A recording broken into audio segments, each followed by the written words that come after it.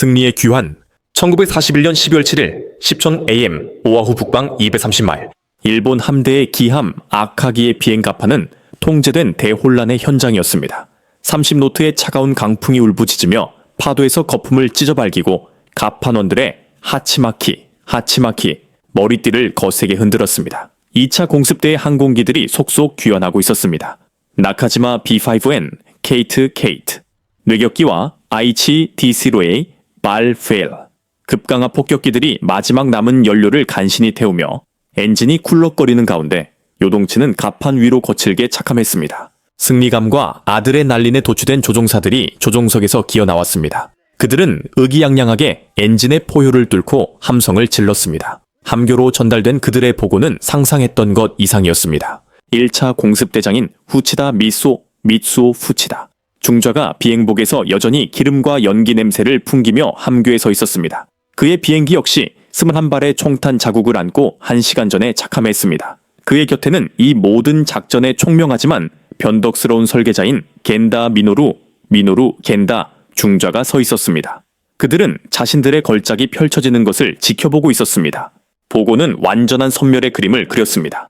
전함열 배틀쉽 로우은 무덤이 되었습니다. 한 조종사가 외쳤습니다. 애리조나 함은 사라졌습니다.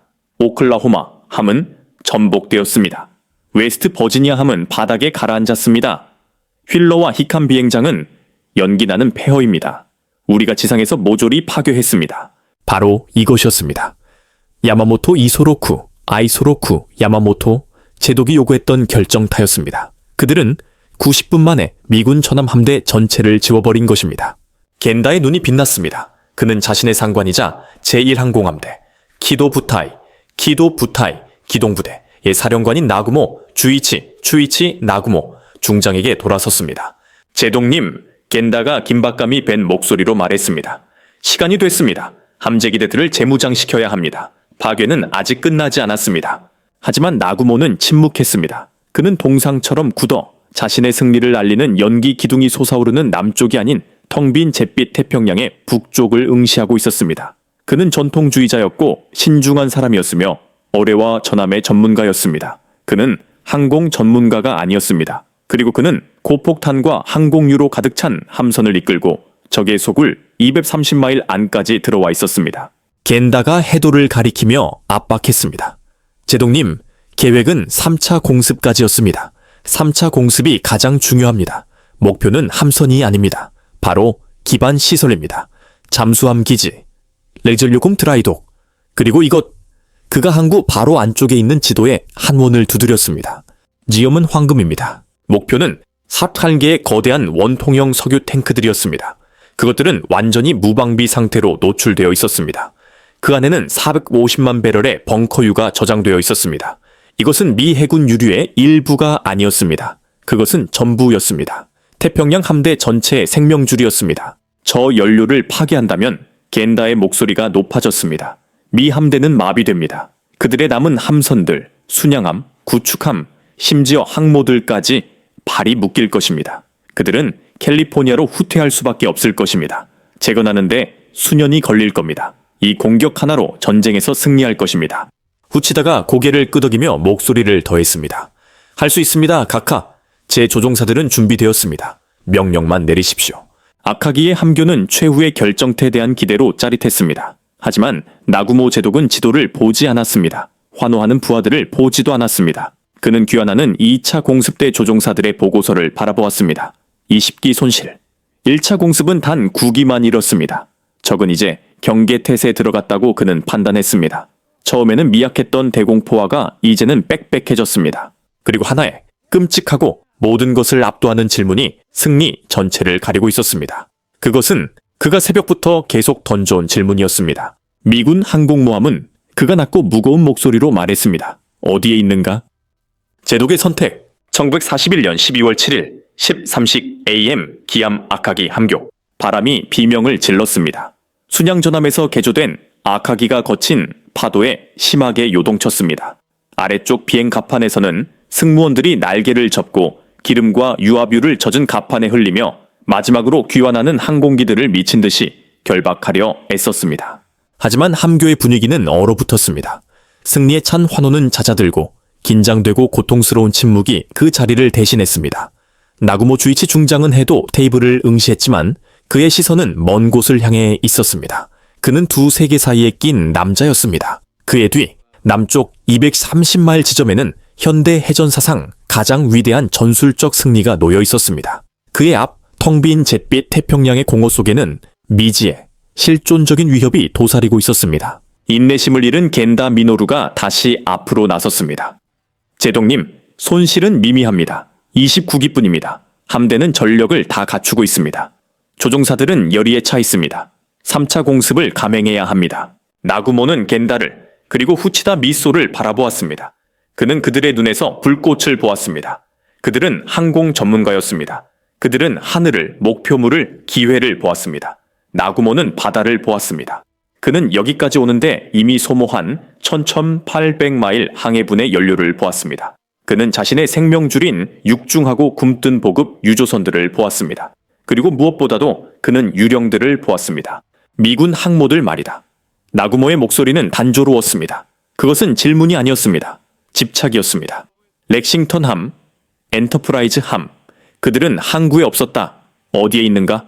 참모들은 침묵했습니다. 그것이 그들 정보의 유일하고도 끔찍한 실패였습니다. 가카, 겐다가 반박했습니다. 그들이 지금 당장 우리에게 위협이 되지는 않습니다. 하지만 저 기름은 우리의 전쟁 계획 전체에 위협이 됩니다. 저것을 내버려 두면 그들은 순양함과 구축함에 재급류할 수 있습니다. 즉시 출격할 수 있습니다. 항모들도 재무장하고 우리를 사냥하려 들 것입니다. 하지만 우리가 저 기름을 태워버린다면 진주만은 쓸모없는 정박지가 됩니다. 후치다가 그를 지원했습니다. 탱크들은 밀집해 있습니다. 무방비입니다. 고폭탄 몇 발이면 불지옥을 만들 수 있습니다. 우리는 그들을 마비시킬 것입니다.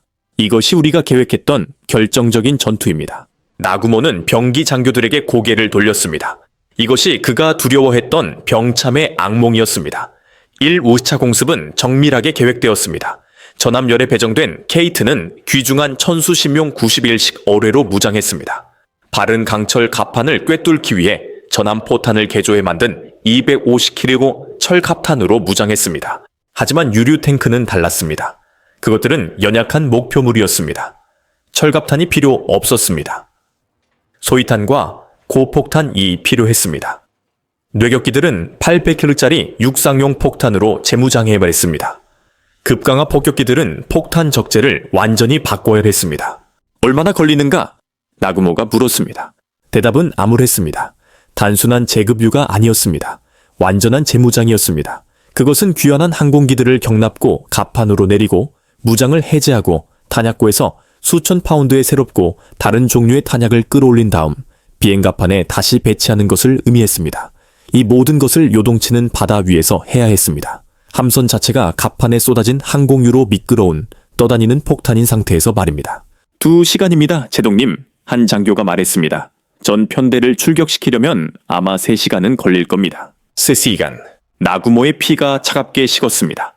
3시간 동안 무방비 상태로 3시간 동안 갑판에 고폭탄을 가득 쌓아두고 전투기들은 조직되지 않은 채로 만약 미군 항모들 엔터프라이즈나 렉싱턴이 바로 그 순간 자신을 발견한다면 만약 그들의 돈틀리스 급강화 폭격기들이 수평선에 나타나 자신의 함대가 방금 미군에게 가했던 것과 똑같은 무력한 상태에 있을 때 기습한다면 그것은 악몽 같은 상상이었습니다.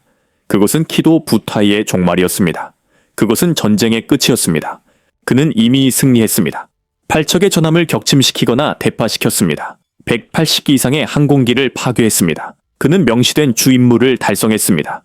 지금 여기에 머무는 것은 탐욕이었습니다. 그리고 나구모의 생각에 탐욕은 전쟁을 패배로 이끄는 것이었습니다. 그는 천황으로부터 제국 해군의 가장 강력한 함선 6척을 위임받은 관리인이었습니다.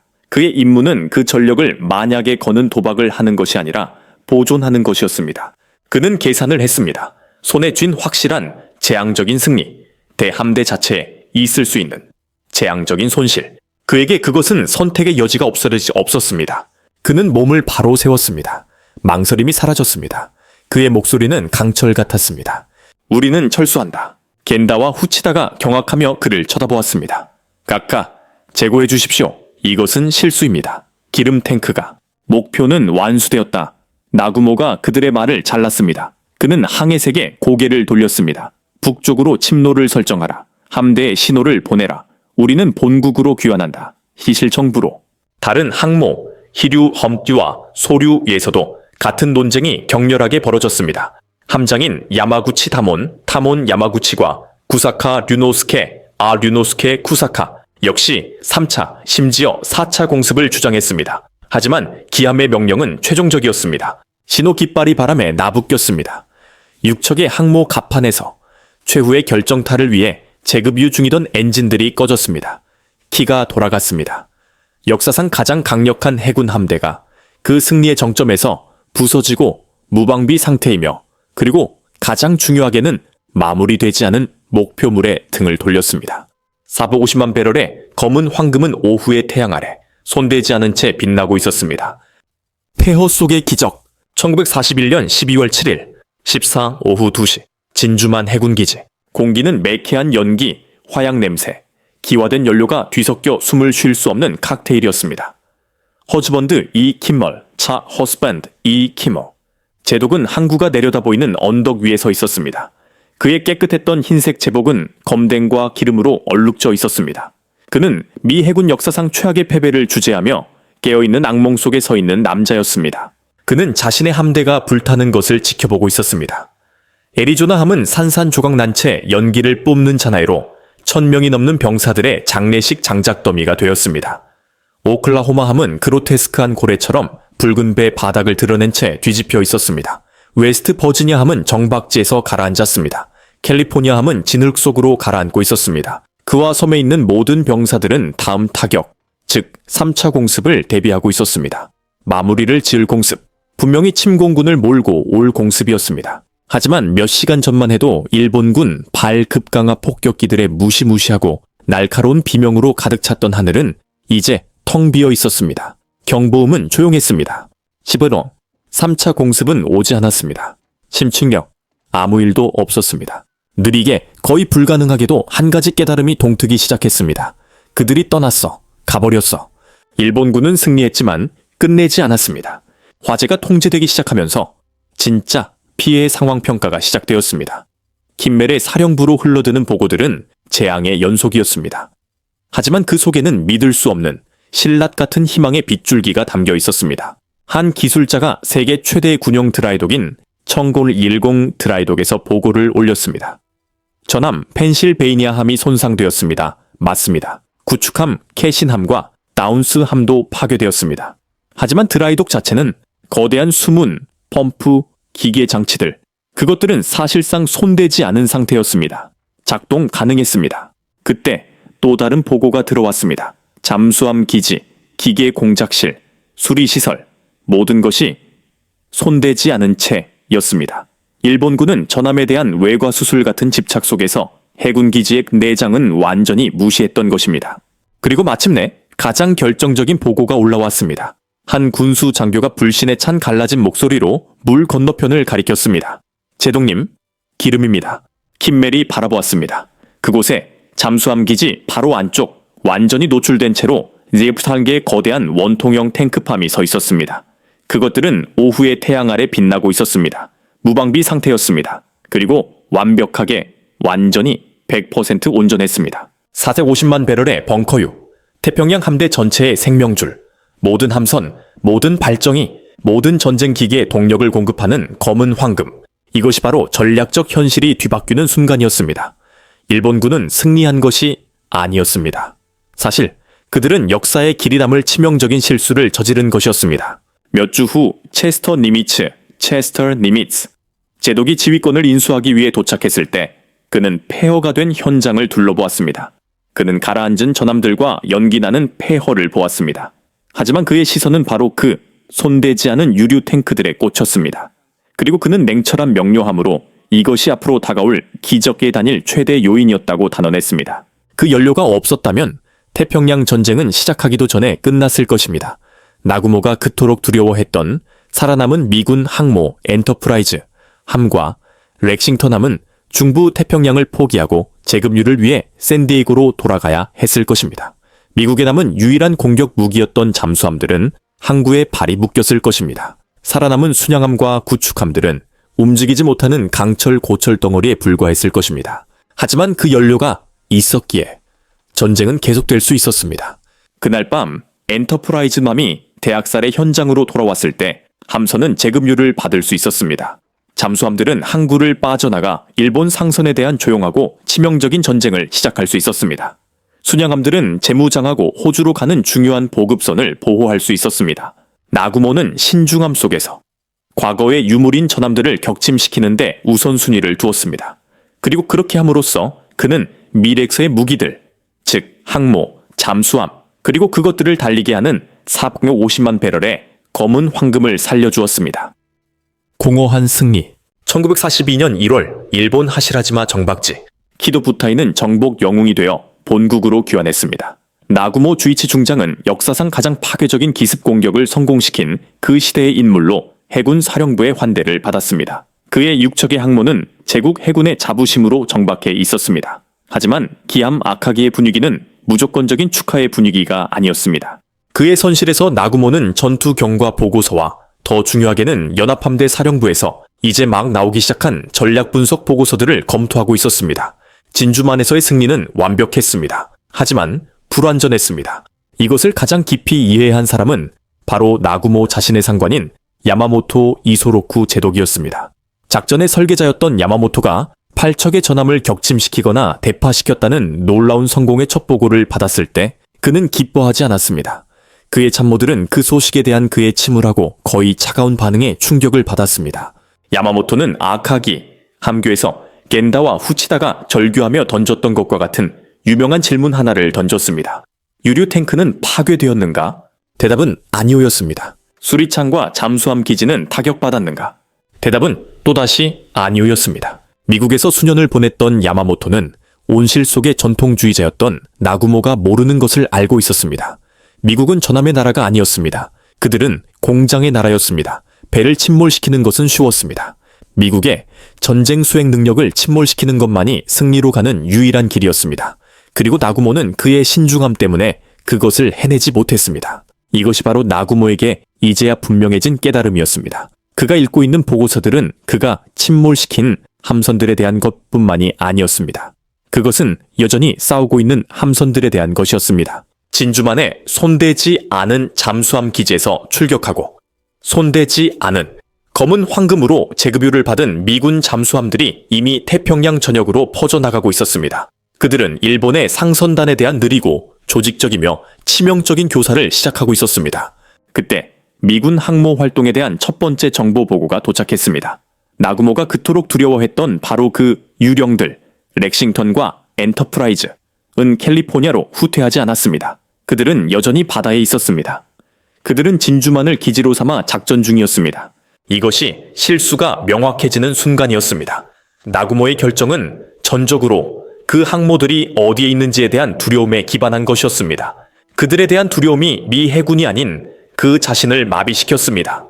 450만 배럴의 연료를 살려줌으로써 나구모는 개인적으로 단독으로 자신이 가장 두려워했던 일이 현실이 되도록 가능하게 만들었습니다. 그는 적의 가장 위험한 무기, 즉 항모 기동부대에게 가득 찬 연료 탱크를 남겨주었습니다. 그는 그들에게 손상을 수리할 수 있는 정비소인 척셜리곰 드라이독을 남겨주었습니다. 그는 그들에게 전진 기지를 남겨주었습니다. 전략적 실수는 엄청났습니다. 그는 전투에서는 승리했지만 전쟁에서 패배할 무대를 마련한 것이었습니다. 결정타는 실패했습니다. 미 함대는 마비되지 않았습니다. 안전한 얕은 진흙 속에 수직으로 가라앉은 캘리포니아 함과 웨스트 버지니아 함은 사라진 것이 아니었습니다. 그저 자연의 드라이독에 들어가 있을 뿐이었습니다. 해군 건설자들은 이미 그들을 다시 띄울 계획을 짜고 있었습니다. 메릴랜드함, 테네시함, 펜실베이니아함은 이미 수리를 위해 손대지 않은 수리창으로 항해하거나 예인되고 있었습니다. 나구모는 적의 심장을 겨누는 총알 한 발이 장전된 권총을 건네받았습니다. 하지만 대신 그는 적의 방탄조끼를 겨냥했습니다. 전함은 방탄조끼였습니다. 검은 황금은 심장이었습니다. 그리고 그의 경력에서 가장 결정적인 순간에 나구모 주이치 중장은 조준하고 발사했으나 빗나간 것이었습니다.